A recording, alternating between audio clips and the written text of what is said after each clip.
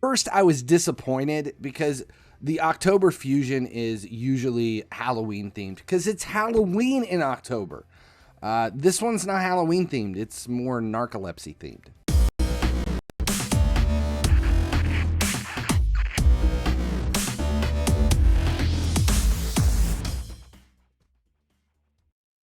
What's up, guys? Finally, he sleeps here. Today, we're going to take a look at the brand new fusion in Raid Shadow Legends. It is for Bambus Fourleaf, who is the brand new fusion champion for the month of October. It was just released. We're going to take a look at him today to see if his kit is really worth it and to decide, is this a fusion you need to go for? First, though, make sure you subscribe here at YouTube. Turn on notifications so you never miss when a Raid Shadow Legends video goes live. It is a simple thing. It is free. It doesn't cost you anything, but it does make a big difference here on the new Raid Shadow Legends channel. All right, so Bambus Fourleaf, obviously it's Kung Fu Panda. The kits that he comes with is a very weird kit. Because after every time he attacks, no matter what you're using, he automatically goes to sleep. That's where the narcolepsy comes in. So his A1 attacks one enemy for decreased speed, which is fine. It's an A1. But then it says, will attack all enemies instead if the initial target of that attack is under 2 or more debuffs. So if you've got a debuff heavy team that can throw a lot of debuffs down, this is probably going to happen quite a bit. Now what that does is it changes it from an A1, just a one enemy attack, to an AOE decreased speed, which is crazy on an A1. But that only works if everybody's under 2 or more debuffs. Then it places a sleep debuff on this champion for 1 turn. Debuff cannot be blocked or resisted. So basically, He's just going to come in, he's going to attack, and he's like, every single time. That's what he's doing on his A1. Falls asleep after he does it. Every single time. A2 is an AoE attack, but before attacking, places a shield on all allies equal to 30% of their max HP. So now this shield is 30% of their max HP. So it has nothing to do with the HP of Kung Fu Panda. It has everything to do with the HP of his allies. So you still have to build HP into everything. And then increases the duration of all buffs on all allies by 1 turn.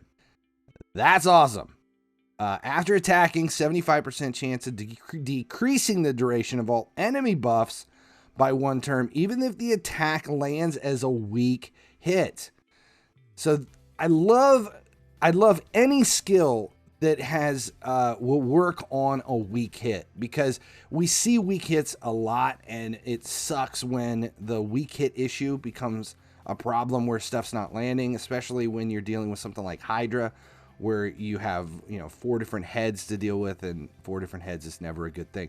Also increases the value of any shield buffs on all allies by 2% for each enemy buff that had its duration decreased by this skill.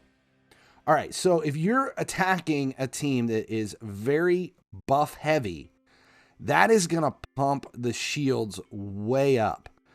So let's say you've got 4 enemies in a wave, and it's the very beginning of the wave, and they've laid down, they've got shields and everything else. Or even in player versus player, like any of the arenas, and let's say there's 4 buffs on all enemies, that's 16 buffs. That's 32% increase in shields for all of your allies. That's nuts. All allies by 2% for each buff. That's yeah, it's like my brain's like trying to think of the different places that's going to come into play and what you can do with a team to set that up. Especially in like Doom Tower waves where you have certain floors where everybody just starts low, or faction wars. I don't remember in Skinwalkers, if you're still struggling with Skinwalkers factions, there's a few levels where it's just really buff heavy towards the end. Then it places a sleep buff again. every damn time he goes for a hit. Narcolepsy. It's kind of the theme for this one. It's a 4-turn when he's fully booked. A3. First place is a 50% increase accuracy buff and a 50% increase attack buff on all allies for 2 turns. So this is an attack. He's actually targeting an enemy, but the entire team gets increased accuracy and increased attack. Increased accuracy is one of those buffs that it doesn't pop up a lot. And when you find it, it gets used quite a bit. Then has a 75% chance of placing an Enfeeble debuff. An Enfeeble is the new debuff that you're only seeing in, was it the Shogun has it? It basically means everything that you do, if you're under an Enfeeble, it turns everything into a weak hit. So instead of using your sword, it's every single time you go for an attack, you're hitting the guy with your purse. It sucks. So he's got Enfeeble. I think this is the first champion with Enfeeble. I haven't seen any of the new champions that have been released with Enfeeble. So he puts the debuff Enfeeble on the target enemy for 2 turns. It can't be placed on bosses. That's expected. 75% chance of placing 50% decrease accuracy debuff on all enemies for 2 turns. So not only is it increase accuracy on allies, it's decrease accuracy on everyone else. Man. So the target enemy, so it's got a target on and an AoE decrease accuracy. This is awesome. And then again, asleep as soon as he does it, every single time, which is crazy. Now I want to just cut in. We're going to pause for a second. Now, when I first started reading this, I got the first one and I'm like, he falls asleep. Then I got to the second one. I'm like, he falls asleep.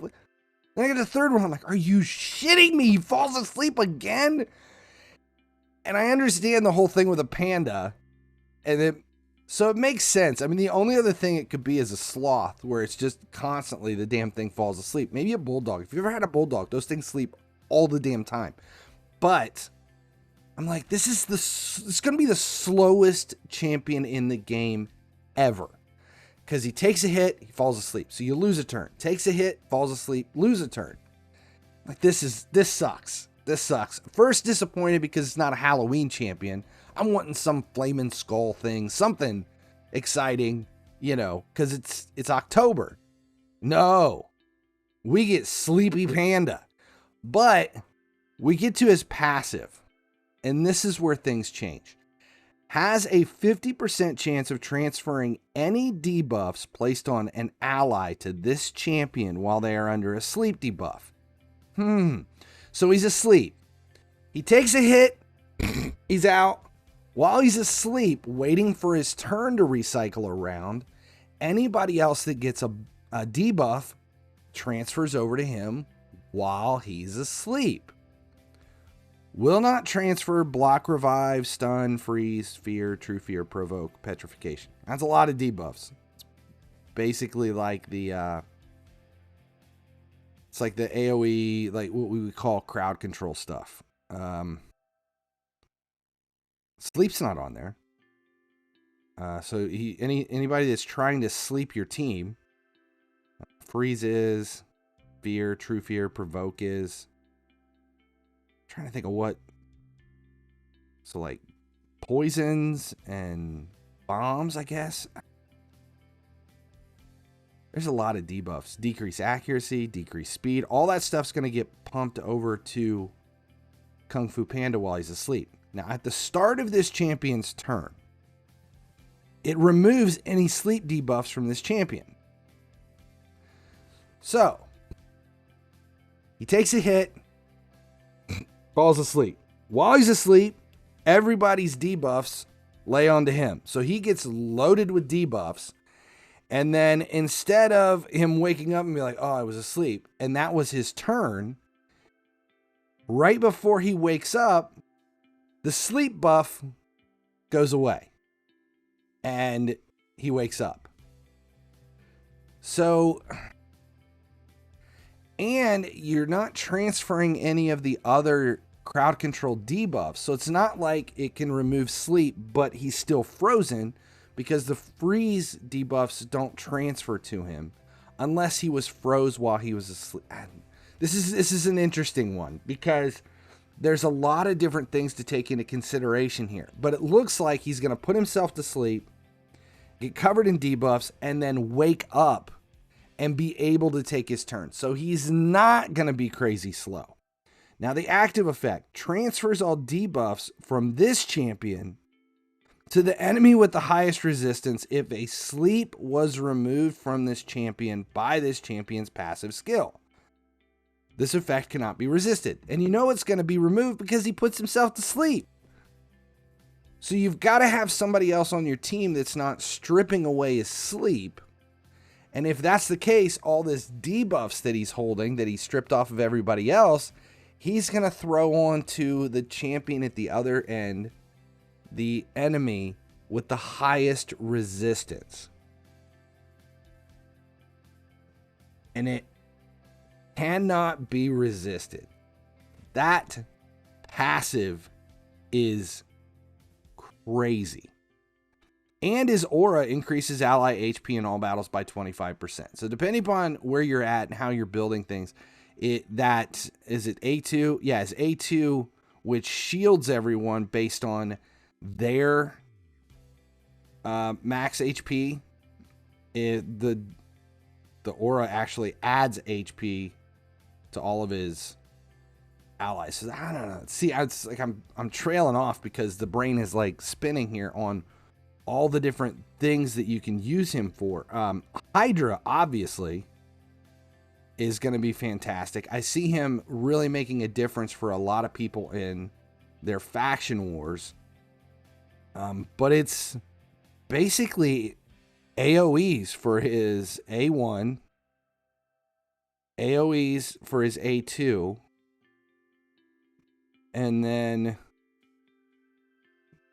enfeeble on the target, and then decrease accuracy on all. It's sort of an AoE on his A3. That's going to come in real handy in a lot of places, especially when you're like, let's say Spider, where you have all of the little minion spiders, the spiderlings. Yeah, he's going to be, yeah, I would say he's going to be worth it. So I started out disappointed because it's an October fusion and there's not it's not Halloween themed. It's more narcolepsy themed, a lot of sleep, but he is going to be fantastic in a lot of different areas in the game.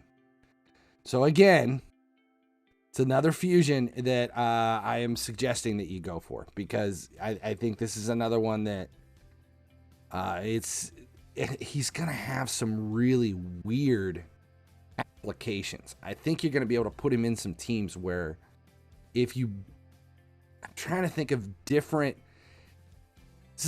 this is every once in a while you get champions. Most of the time the champions come out and you're like, oh, he's got this. He's got a sleep debuff. He's got, I need fear, whatever. And you're like, I can use that debuff or that one attack everywhere.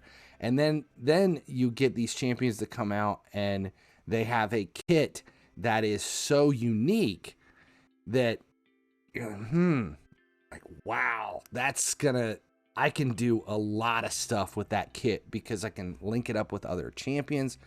And I'm excited to see what people do with this. They're going to be able to make, there's going to be some weird unkillable team that's going to, fix Shogun or something. I don't know. I'm just spitballing here, but this is one of those champs that's he's going to be a staple in some very unique teams moving forward. And I think if you miss out on him, you're going to be disappointed. So Kung Fu Panda, was it Bambus Fourleaf? 100% fusion champ you don't want to miss. If this information helped, make sure you subscribe here at the channel. Never miss when a video for Raid Shadow Legends go live. I'm finally He Sleeps. As long as you guys keep tuning in, I'll keep making videos.